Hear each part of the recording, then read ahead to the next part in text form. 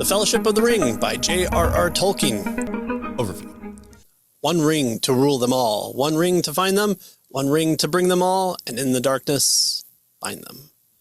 Young Frodo Baggins finds himself faced with an immense task as his cousin Bilbo entrusts the Ring of Power to his care.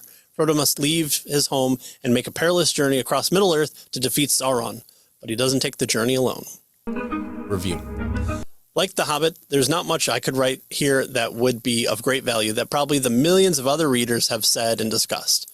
However, the story through the mind of a child might offer some insights that would be of value.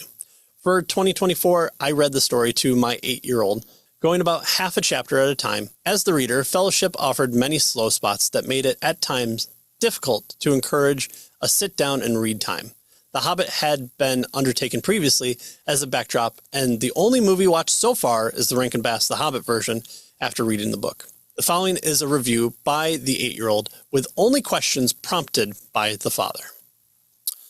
The listener enjoyed the plot as a whole. The story follows the slower passage of time without being too long in between plot points. The details used laid out the world, and the length of the description helps add to the sense of time and passage for just the right amount of time. The listener liked how the journey wasn't smooth, and it offered a lot of exciting moments between the travel sections. Overall, she found the pacing was done well and enjoyed the world building a lot. A little bit too slow and too detailed in the world building for the reading dad, but I digress. The characters were a big hit, with listeners' favorite Gandalf returning as the mysterious but kind wizard. Sam was also a new favorite as he exhibited a mixture of seriousness and silliness.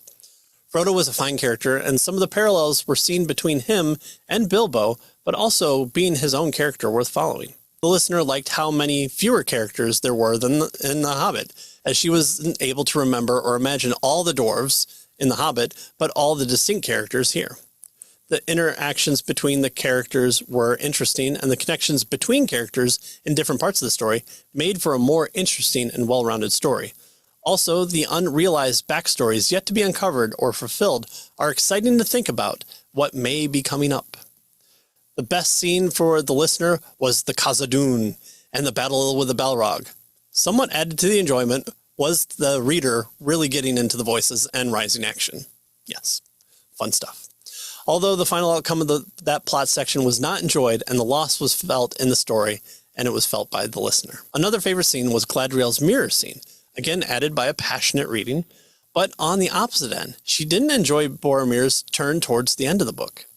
In comparison to The Hobbit, she enjoyed it more than Fellowship, as it was self-contained, and there was no cliffhanger ending. However, she is looking forward to the next book. The listener gave the score a final grade A-.